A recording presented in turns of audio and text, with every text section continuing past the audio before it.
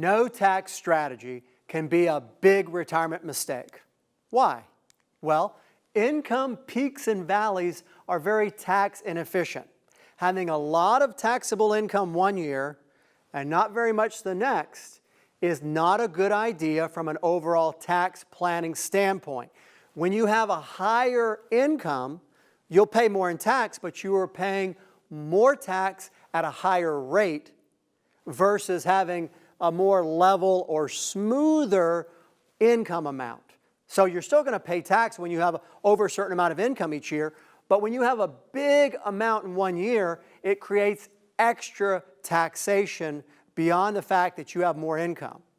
Now, the IRS is not going to give you a break for saying that you've paid more tax in one year versus another. They're not going to say to you, hey, great job, you paid us all this tax last year, don't worry about this year. That's not the way it works.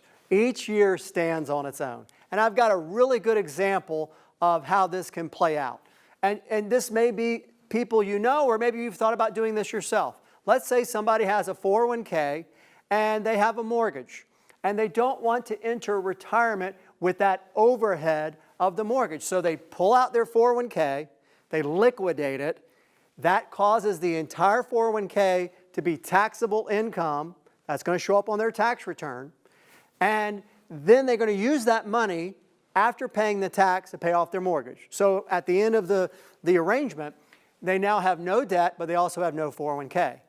Well, the problem with that thinking, while I know it's well intended to be debt-free in retirement, the problem is that we're not just paying more tax because we have a lot of income, but we're going to pay at a higher rate. We're paying unnecessary tax in order to feel good about not having debt in retirement. I understand people want to go into retirement without a lot of overhead, but there's a better way. Draw carefully from a combination of different accounts for your income. Don't do any big liquidations or create a lot of income in one year and then none the next. Levelize your income and accept that there are going to be obligations perhaps you need to meet in retirement, but be smart tax-wise. And if you do that, you'll plan stronger.